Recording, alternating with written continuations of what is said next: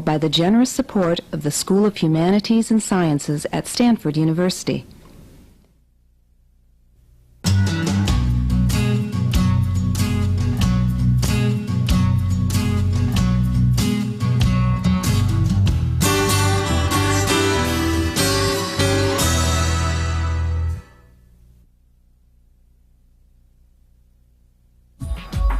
Back to the Basics, presenting the foundations of one's discipline.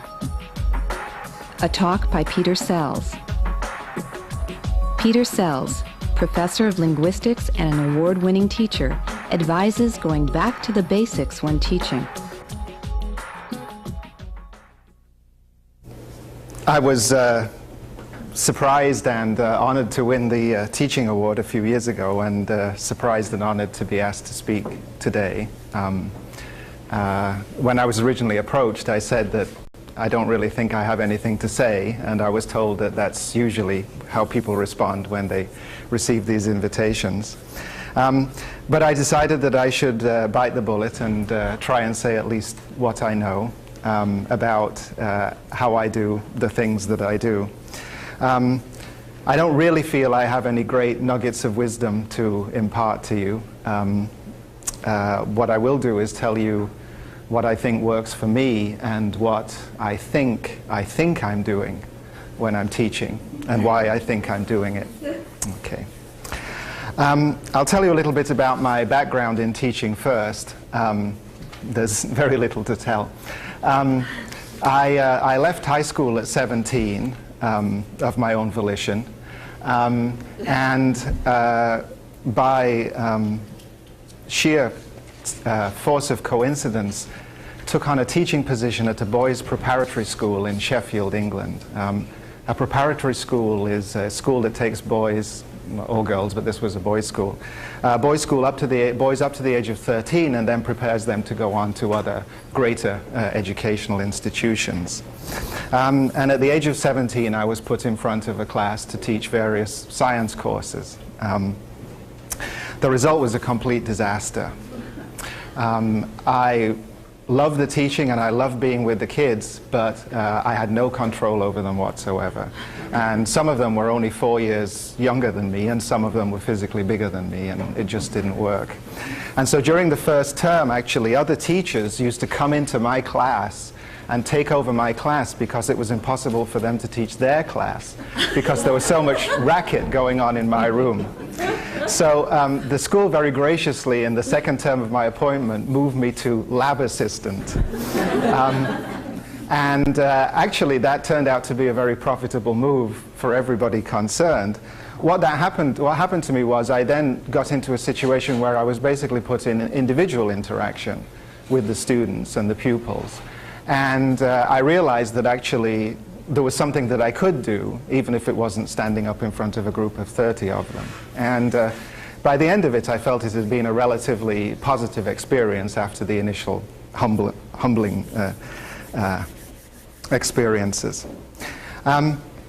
After that, I sort of wandered around in the wasteland that was the mid-70s, like everybody else I knew was doing. And eventually, again, purely by accident, stumbled into linguistics, which it turns out was the one thing that I'd been looking for.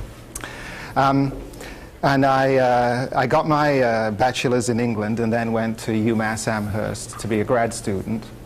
And at the beginning of my second year, I was given my TAing at UMass. And the way it works there is that Linguistics 101, which is the intro linguistics class, satisfies various requirements in the university, as I guess is often the case at state schools. And so it was a very large class. There was one instructor and 5 TAs. And the way it worked was the class, which was about 180, was just split into 6 sections of 30, and everybody got to teach the whole class. Okay? And from what I remember, I had no training whatsoever. I remember being given a book and access to the mimeograph machine to make handouts, and told to get on with it. Okay? And what developed over the course of the teaching that I did in particular as a grad student, I think, is the style of teaching that I now have. So now I'll start mentioning a few of the sort of points that I want to highlight. As I said, these are just things that I think are things that sort of work for me and things that I do. I've tried to break them down into little points, and I'll talk about them individually, but as you'll see, they're all interrelated, and so at a certain point you'll begin to get a feeling of repetition, okay, which is not in itself bad. It was actually interesting to hear some of the things that Michelle said in the introduction, especially about my citation, because actually the most important thing is to be enthusiastic in my experience. Especially when you're teaching a large lecture class. The thing that I've noticed more often in my teaching evaluations than anything are two kinds of evaluations, and with respect to linguistics they sort of go like this. Linguistics seems like a really weird field, but Professor Sells comes to class every day really gung-ho about it, and somehow we feel we have to respect that. And the other one is linguistics seems to be really boring, but actually Professor Sells made it tolerable. And I actually take those as compliments, and have tried to sort of see what that is telling me along the way. I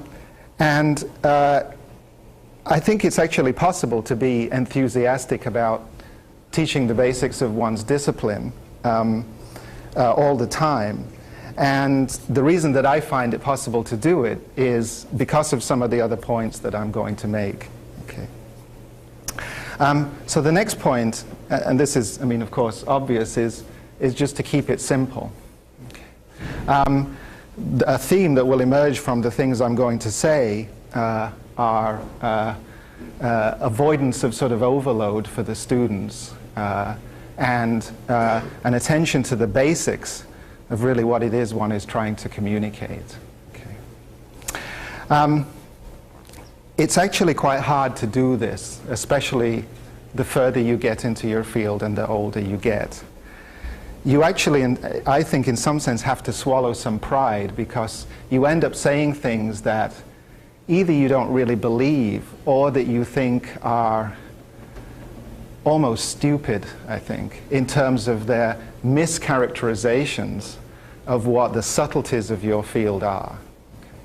And I actually try very hard myself to keep it simple and try and focus in my own mind on what I think the core concepts are that I'm trying to convey, and not worry too much about the details or the particulars of the situation that I'm describing to convey those simple ideas.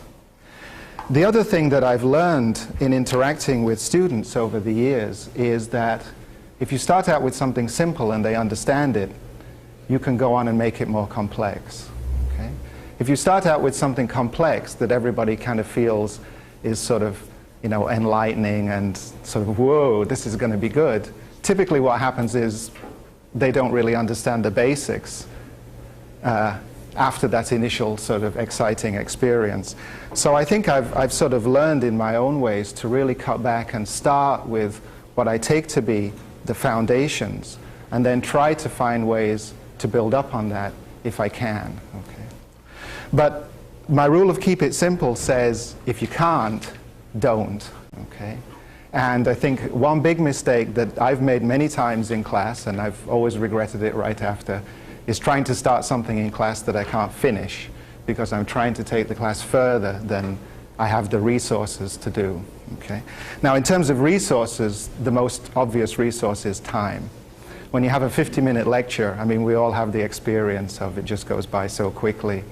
You have your 10-minute introductory spiel, and you look at the clock, and you've got 15 minutes left, and you just think, what happened? Okay? And that happens all the time. Okay. Now, the next thing is related to this, and this is don't over-prepare. Okay? Now actually, as one gets busier and busier, it's very easy to go into class feeling completely underprepared. And we all also have that experience. don't over-prepare is meant to be a little bit different from that. And I think the question is, why would you be driven to over-prepare? Okay.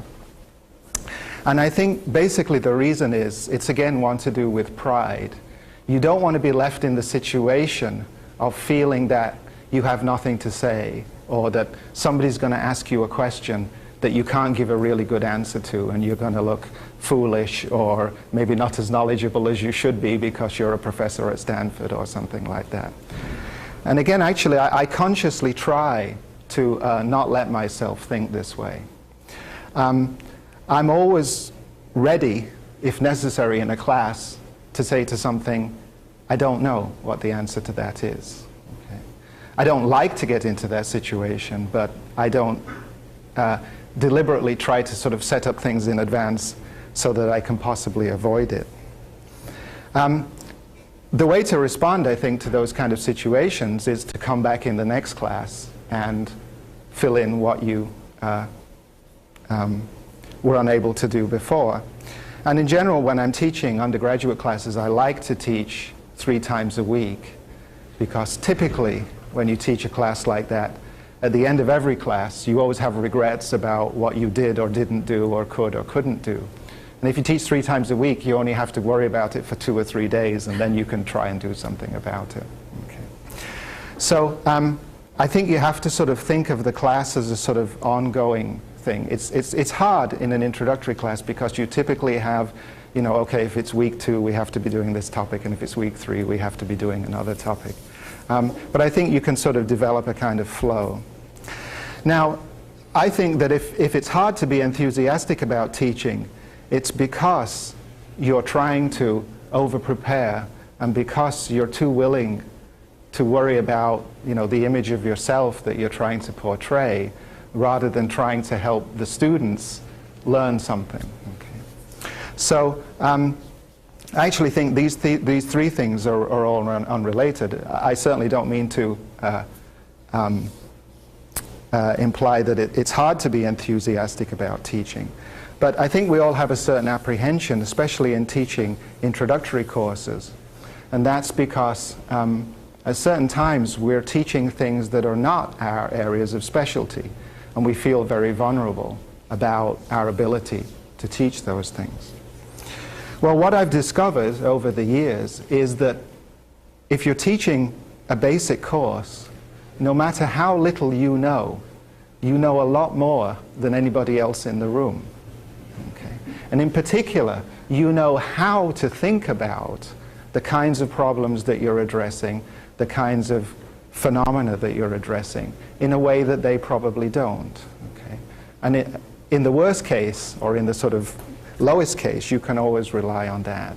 Okay. So I think actually being enthusiastic has a countervailing force, which is apprehension on the part of the instructor. Okay. And that's something that I think we all have to work to overcome. Certainly I do. I often think, oh my God, you know, how am I going to do this class tomorrow? I'm thinking, how am I going to do my class today? Because it's on an area that I don't feel fully comfortable in. I don't do what I consider to be high-level research in that field. But I mean, when I really think about what I'm going to do in that class, I really feel that I'll be able to take the students somewhere where they haven't been before, just on the basis of what I do know.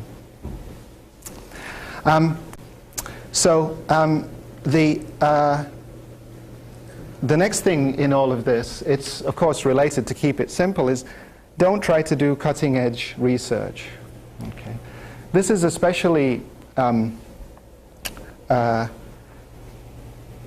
I think there's a kind of natural tendency to want to do this when you're a graduate student or a professor, because most of your intellectual time is given over to things at the highest level of the field. Okay? And really what we're talking about now is going back to the lowest level of the field. And I'm going to use this little picture that I'm about to draw on the right-hand side of the board. Okay.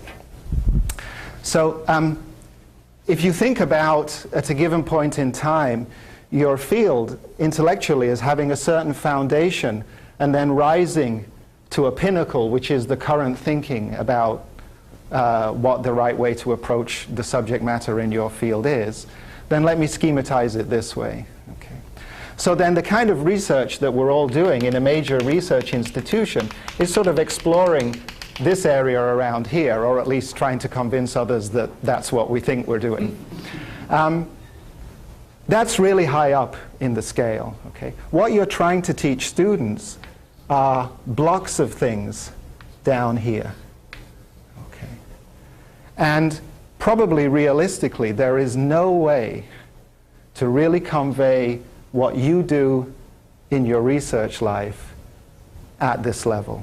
Okay? And I've learned that it's not, at least for me, it's not particularly successful to even try. Okay.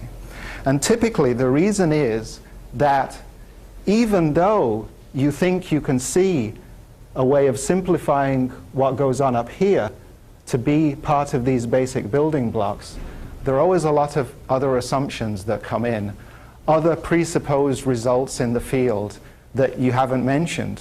You know, maybe you haven't got to that part of the discipline in your 10-week course yet.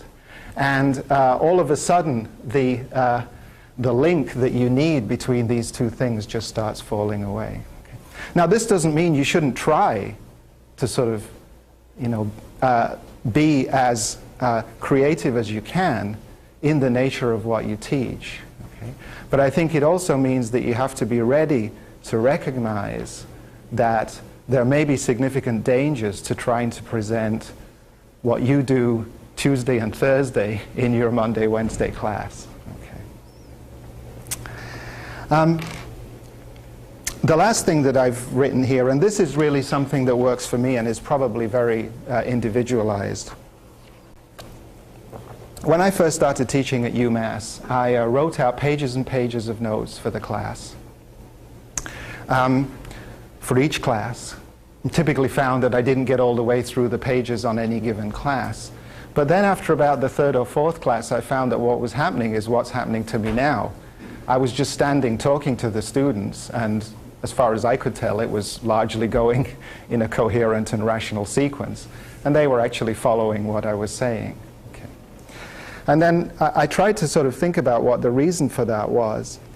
And the reason for that was that in my own mind, I distilled my notes into what I wanted to do. Okay. And now the way that I always approach a class is that I tend to think about teaching class all the time.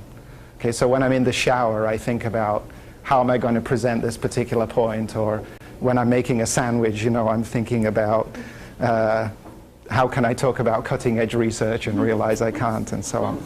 And what I do is I make sort of random notes on pieces of paper, the same pieces of paper, and then gradually distill them into a couple of pages of points that I think I want to make. And then I look at those points and try to think about what the best sequence would be to present them.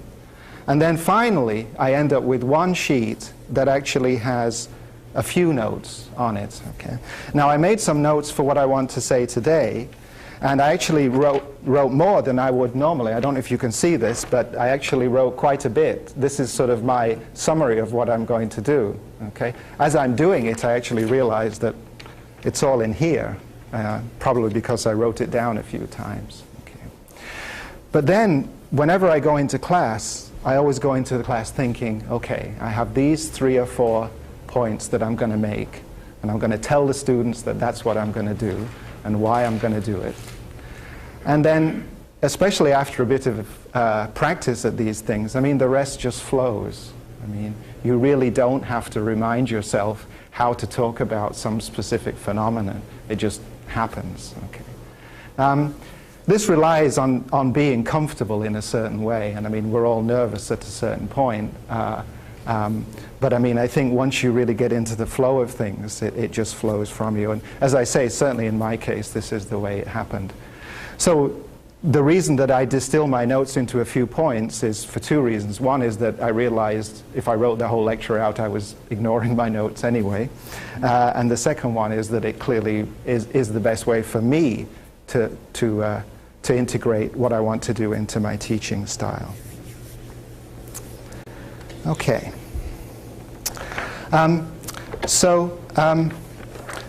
They're sort of the things that I think that I do, and as I say, I have no reason to believe that they are particularly good or bad for anybody else. They're just what works for me. Now then, what I've tried to do is split the other points that I want to make into two general categories, which I'll think of as the practical and the conceptual. Okay. I think the secret of teaching the basics of one's discipline is actually trying to get back to the real basics. And this is the thing that is hard, I think, for many people, and it's something that you have to positively work at. Okay. Now, for some reason, there are some very basic things that I remember not being able to do that I can now do.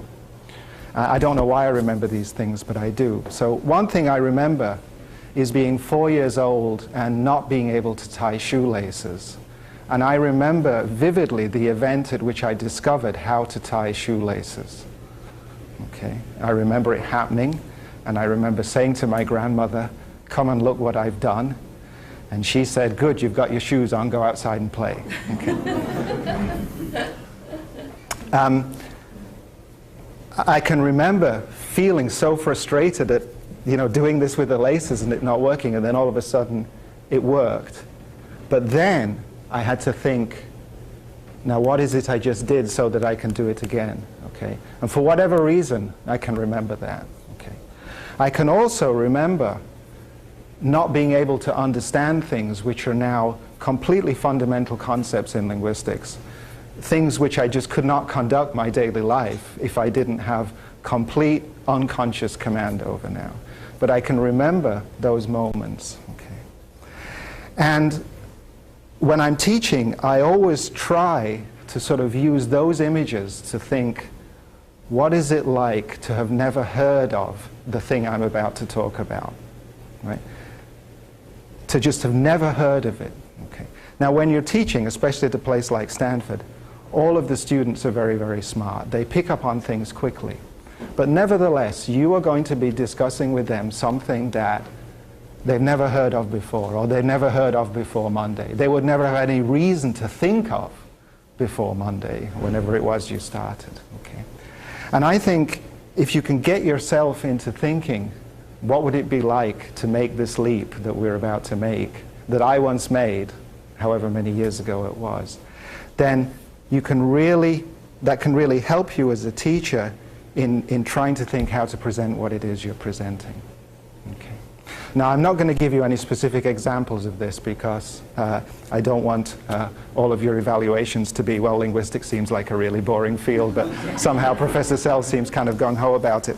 But I just want to sort of leave it in that general way. I mean, I think we all know, or we all experience that, I mean, teaching is a matter of taking somebody else's perspective. Okay? And I always think of teaching as getting somebody from point A to point B. And if you know where point A is, right, you've got a much better chance of getting to point B. It's your job as a teacher to figure out where point B should be. But if you know where you're starting, then you know where you can go. The next point is also something that I think is kind of obvious, but it's very easy to fall into the trap. Terminology overload is very likely. When you're doing research in a particular field, you throw out terms that are specific to your field. They're the daily means of communication about what you're doing. For most of the rest of the world, they are meaningless terms. Okay? And I think no matter what field you're introducing or who you are, if somebody starts talking to you about something you don't know about, there are two things you have to overcome. One is the concepts that link the things together. And the second thing is the names for everything. And it's very important to always back up the terminology for things with the concepts that underlie it. Okay? And I always tell my students that if you don't remember the names for these things, that isn't quite as important as you not remembering why we would worry about them in the first place. Okay. Now, of course, typically you do want them to remember the names for things so that they can actually talk about how to relate things and how to relate concepts and phenomena. But the other thing that is very important, and in fact it's actually a sort of central piece of modern linguistics, is that actually names by themselves don't mean anything until you say what it is, what the properties of something that bears that name are. Okay. So for example, a verb is a name for something, but it's actually a name for things that have certain kinds of meaning, certain kinds of behavior, certain ways of doing things within sentences, and so on. And when you teach linguistics, it's that you want to teach them. Right? It actually doesn't really matter that it's called a verb. And so I think you also need to be able to find ways to make sure that you're evaluating them in terms of what they really should be knowing, rather than some more sort of superficial aspects of the field. And I also say this because whenever I teach a basic class, I assume that most of the people in the class are not going to go on and major in this field. So what is it I want them to know? Well, what I want them to know is what I see as the beauty of doing linguistics. Okay? What that's called, and that sort of thing, is not necessarily such an important issue at this level. Okay. The other thing that goes along with this, and this is again I think pretty standard procedure really, is you have to give homework often. Okay. If you're a good teacher and you have smart students, you can say things and they'll be nodding along and everybody will largely feel like they understand what's going on. If you then ask them to do it by themselves in the discomfort of their own room and bring it to you, you often find that the passive knowledge that everybody has doesn't translate well into active knowledge. Okay. And especially in a 10-week quarter, I've found that you absolutely have to monitor students in this way as much as you can. You mustn't make it overburdensome, but you really must help them be able to monitor themselves and have you monitor them too. Okay. The year that I was teaching in Santa Cruz, I taught a very interesting and overwhelming class. It met 3 times a week and there was homework every class, and you weren't allowed to come into the room for the next class unless you brought your homework with you. And each class was a discussion of what the homework for the last class had been, and then a transition into the next one. And that in itself served some purpose as well and didn't serve other purposes as well. But the one thing it did mean was that I really felt as though I understood in a class of maybe 25 exactly where each student was with regard to the material that we had. And I think they all felt that they were learning something, although I think at certain points they weren't quite sure what it was. Okay. I don't think in general that particular mode of teaching can always work. It's very time intensive, and often you need to just step back a bit and say, well, let me tell you a few things that I'm not going to make you have to work out by yourself, and then we'll go from there, and that sort of thing. Okay. But these are 3 practical things that I try to take very seriously in my teaching, and as I say, I think they've helped me to the extent that I've been successful as a teacher.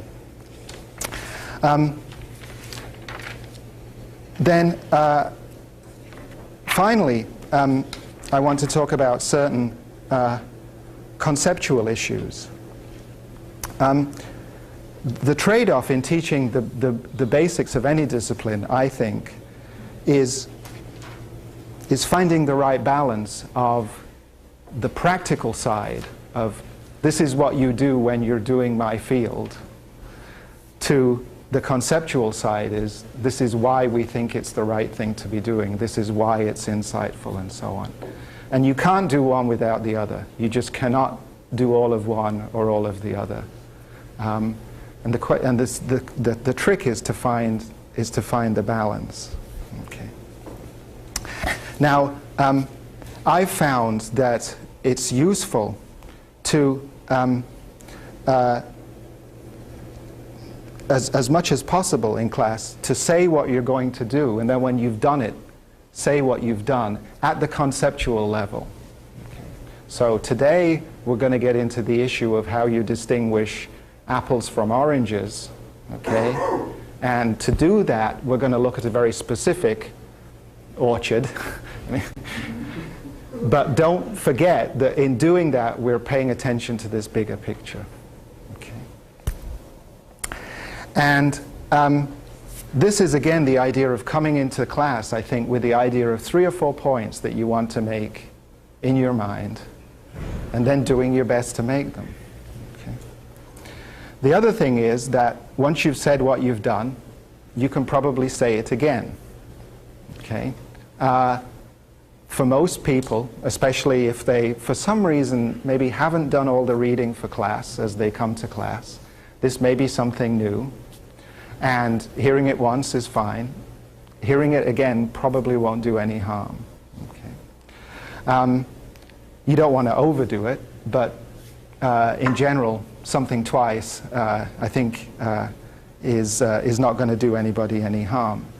I mean, there's a sort of related point to this, which I always tell students when they're in class, which is, if they have a question, they shouldn't be shy about asking it, because I guarantee that there's at least one other person in the room who will benefit from hearing the answer to that question. Right? Maybe me, but probably one other person as well. Okay. And it's also crucial, I think, to make sure that you tell students what you think is important. Okay. Now, the students often tend to come to class with a slightly different question, which is what's going to be on the test or what's going to be on the final. Okay.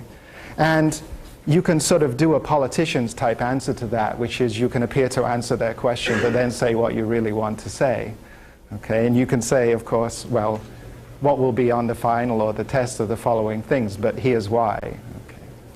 And I think for anybody learning the basics of any field, they are going to be faced with learning a lot of terminology, a lot of practical stuff, just how to do or what you do when you're doing this. And it's very important to try and provide some kind of conceptual framework that reminds people why we're doing what we're doing and why we think it's a good idea. Okay.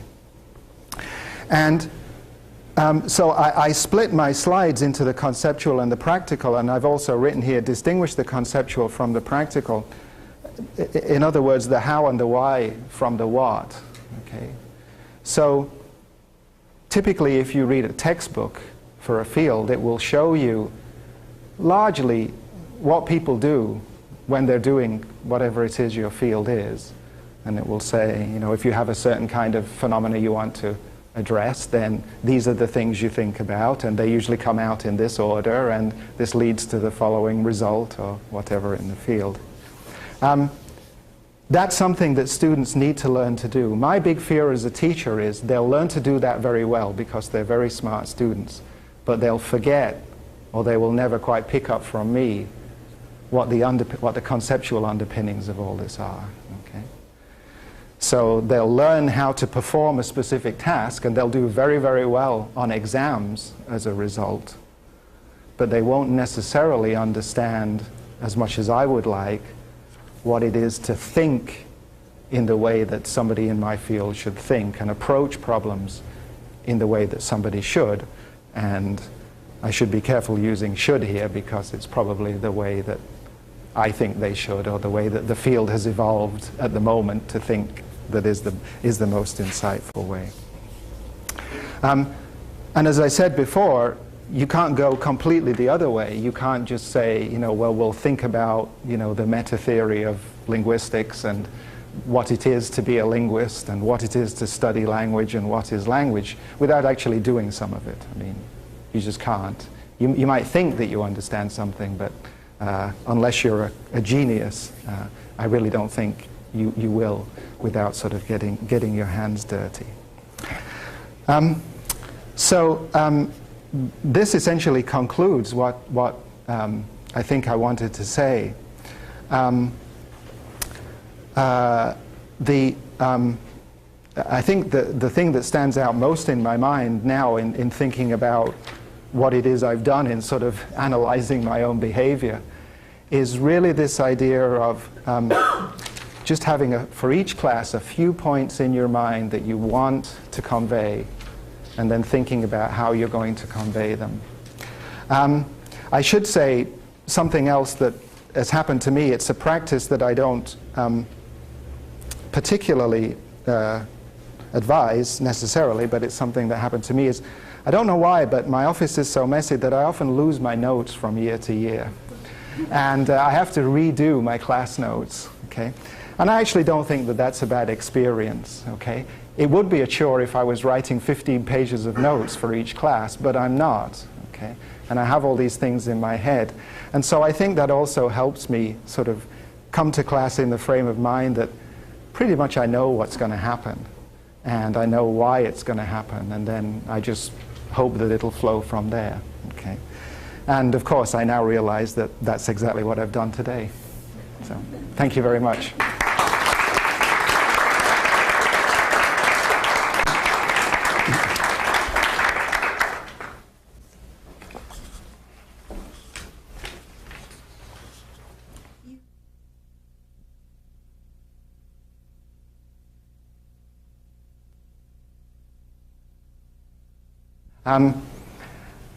I actually wouldn't really presume to second guess how other people are feeling, but my hunch, you know, based on the points that I've tried to make, is that there's possibly a discrepancy between being enthusiastic about the kind of research and the kind of intellectual environment in one's department that, you know, brings one in every day and is the reason that one came to Stanford and that kind of thing, and a different kind of enthusiasm, which I think one needs for teaching basic courses, which is remembering why you got into this in the first place. And I think it goes back to that issue for me, okay?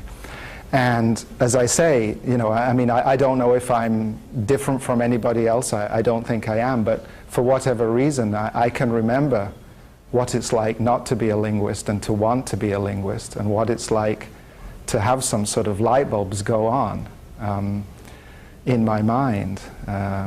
And I think that helps me. I don't know if that is the key to all of these things.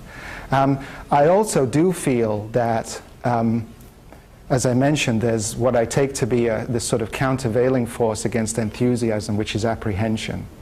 And one, I think, could, without fear of contradiction, feel that one is positively enthusiastic about what one is about to do, but also actually be apprehensive because one actually is worried about one's ability to really pull it off in front of real people in real time, right? And I think, you know, these could be factors that would sort of play into somebody's general image as it's coming over. I think it's, as I say, I think it's something that you actually have to work at. I mean, for example, I mean, usually I'm nervous before I give a lecture. And I think I always sort of warm up as I'm going along, and I feel I've done the same thing today.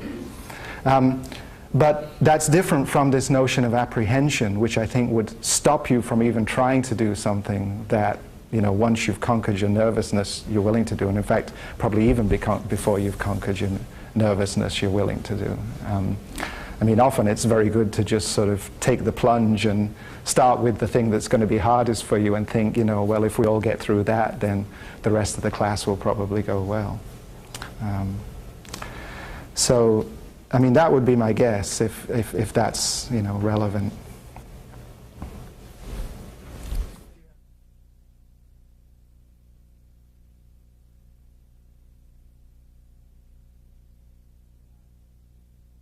Of course, in some way you'd be forced to, because you'd have to cover a lot more material in a lot less time.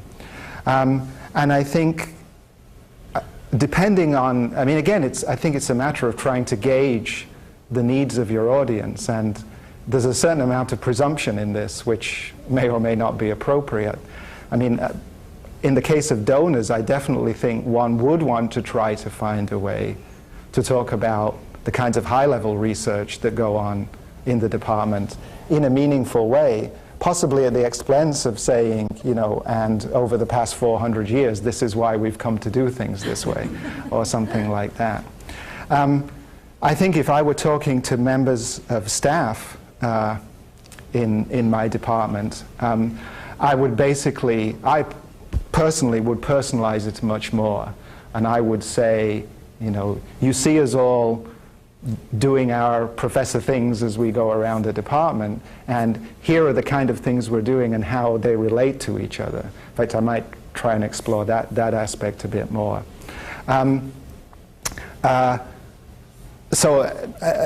know, I think in all cases it's a matter of finding the right points of connection. I mean, I think that's the theme that I'm trying to convey here. In the case of teaching a class, the points of connection, I think, are pretty well known in advance. I mean, you know what it is you're supposed to do, and you have to explore how to do it. I should also say that I find it very difficult to say anything that I feel has been meaningful in 20 to 30 minutes. And again, you know, one of the reasons why I didn't try and persuade you all that what you really wanted to do with your lunchtime was learn a bit of linguistics was that I really don't know which bit I would have picked in the time available. So I mean, I really think the key, I mean, to all of these is, again, you know, gauging, there must be some kind of business speak for this, but sort of gauging the maximum bang for the buck sort of thing, in terms of what you can do in the time available and what will be meaningful to the audience you have.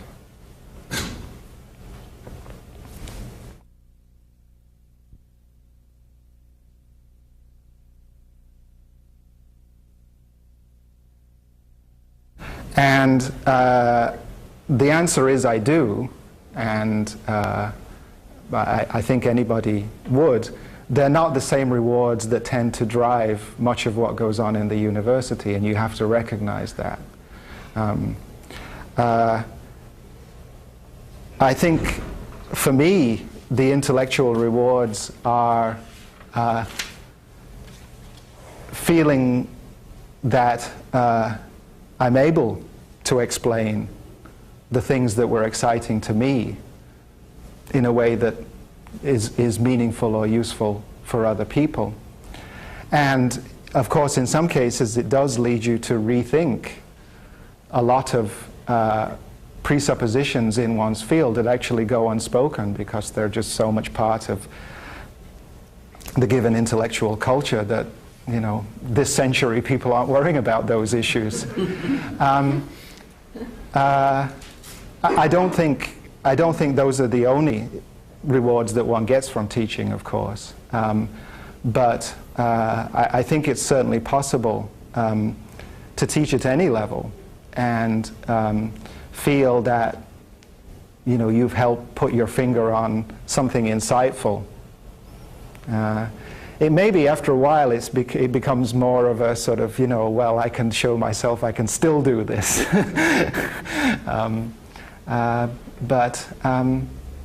Yeah, I think there are various ways in which teaching can be rewarding.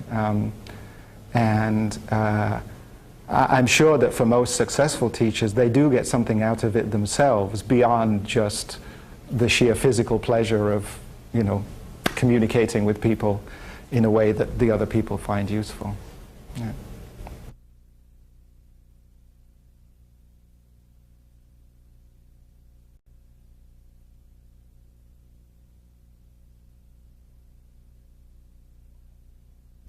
One answer to your question is, for me personally, it does. I tried it once, and I was very, very unhappy with the class I was able to teach. I may have socialized myself into my own way of thinking too much. In retrospect, I learned a lot about what to do and how to do it again better. I think I think it's possible, and I think it wouldn't be, it would have to be fairly well focused. And when I've been to lunches, the various lunches that are put on for the people who are teaching freshman seminars and sophomore seminars and so on, it struck me that the ones that were all really successful were the ones that were relatively focused in a particular area that the students could get into quickly and then begin to make some progress in. I don't think one could choose a whole field and try to teach research methods and show students what really is going on now in the field in that way.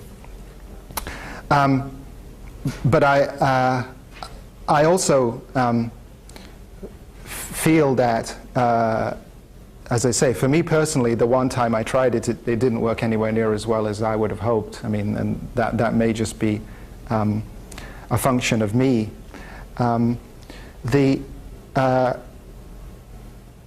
The real issue, I think, now I feel I know more about it than I did a few days ago, is again thinking about, going back to my little picture here, what are all the hidden assumptions in here that are going to get you into trouble, because you're suddenly going to find yourself talking, presupposing those things, but then you'll realize that the students have never come across those things. And I think if I could actually sort of deconstruct what I have tried to do in that way, then that would be a way of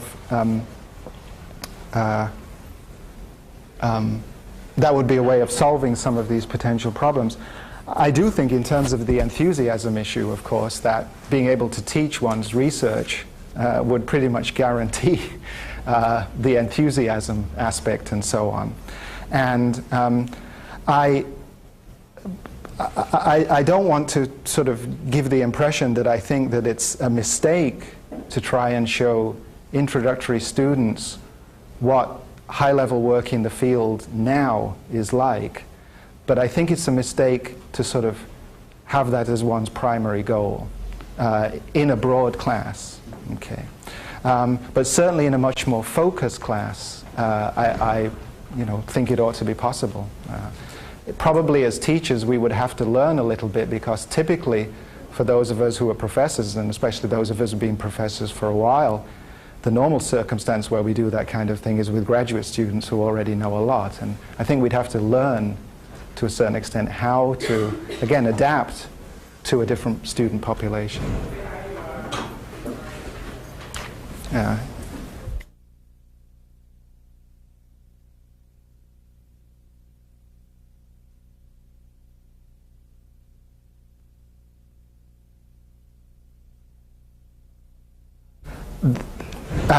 If I possibly can, in a 75-minute class, I try to think of two separate but related themes that we can address. So it isn't just, here we go and sit still for all of this time.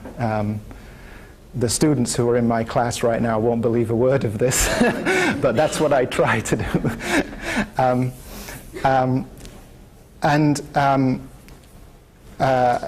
I think it is very difficult. I'm going to start this sentence again. One of the faculty members in linguistics, Stanley Peters, once told me that his theory of how much you can cover in a class is, how much you can cover in a class is directly proportional to the number of times you start. Okay? So you can always start off well, and then gradually, after a certain point, you lose it. And so I think for a 75-minute class, you really have to find a way, ideally, to be able to do something and then start something afresh somewhere in the middle. Now, it can't be completely different, otherwise you will have a different kind of disconnect. That's the only thing that I try to do if I'm in that situation. I think, of course, it does lend itself to a different kind of teaching, which is going into more depth on certain matters. And the other thing that I haven't touched on actually today is, in teaching the basics of one's discipline, one actually has a fairly free rein as to sort of how wide one's going to cast one's net, and whether one is going to mention sort of absolutely everything or things at a slightly higher level. And so I could see a way of actually taking advantage of a longer time period to actually get into some issues in a bit more detail. And of course, the disadvantage of starting lots of times is that you also have to stop lots of times. And we all have the experience that in a 50-minute class, you never get to cover all the things you wanted to cover in that period of time. Yeah. Thank you very much.